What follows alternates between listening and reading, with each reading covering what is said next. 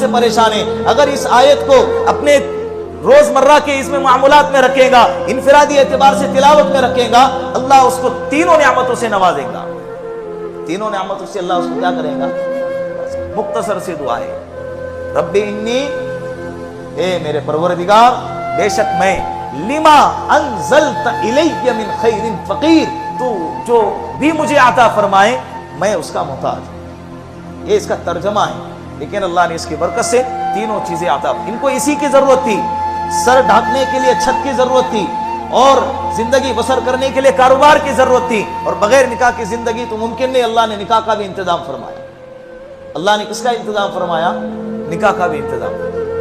یہ امانت داری ہوتی. اللہ کے رسول نے فرمایا, او دنیا کمانے والوں, سچائی کو لازم پکڑو اور امانت داری کو لازم پکڑو. دنیا تو دنیا, کل قیامت کے دن اللہ تمہیں کیا دے گا؟ مع النبیین والصدیقین والشہداء. کیا اونچا مقام ہے. اللہ نے فرمایا تمہیں کل قیامت کے دن نبیوں کے ساتھ کھڑا کیا جائے گا. کس کے ساتھ؟ کہاں نبی اور کہاں ہم. نبی معصوم ہوتے ہیں, آپ کو معلوم ہے. نبی اور فرشتے دنیا میں یہ دو ایسی مخلوق ہیں جو معصوم ہوتے ہیں, ان سے کوئی غلطی سرزد نہیں ہو سکتی.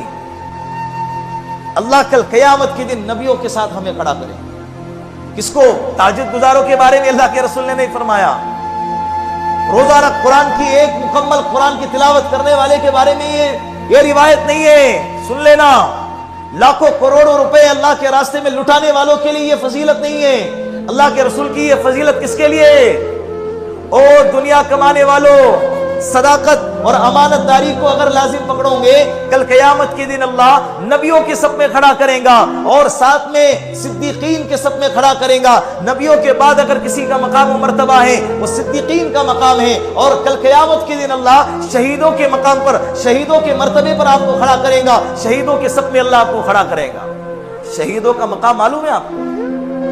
خون کا ایک قطرہ زمین پہ گرنے سے پہلے اللہ اس شہید کی مغفرت فرما دیتے ہیں. خون کا ایک قطرہ زمین پہ گرنے سے پہلے اللہ شہید کی مغفرت فرما دیتے ہیں. اللہ سارے گناہوں کو اس کے معاف کر دیتے ہیں.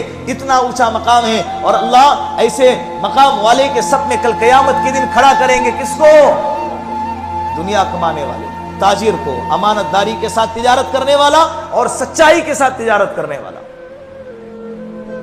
بات سمجھ میں آ رہی؟ چند پیسے کم ملے چلیں گا, ہماری بیوی ناراض ہوتی چلیں گا, بچوں کی خواہشات ضرورت وقت پر پورا نہیں ہو چلے گا بھائی, چلے گا. یہ سب کچھ برداشت ہے.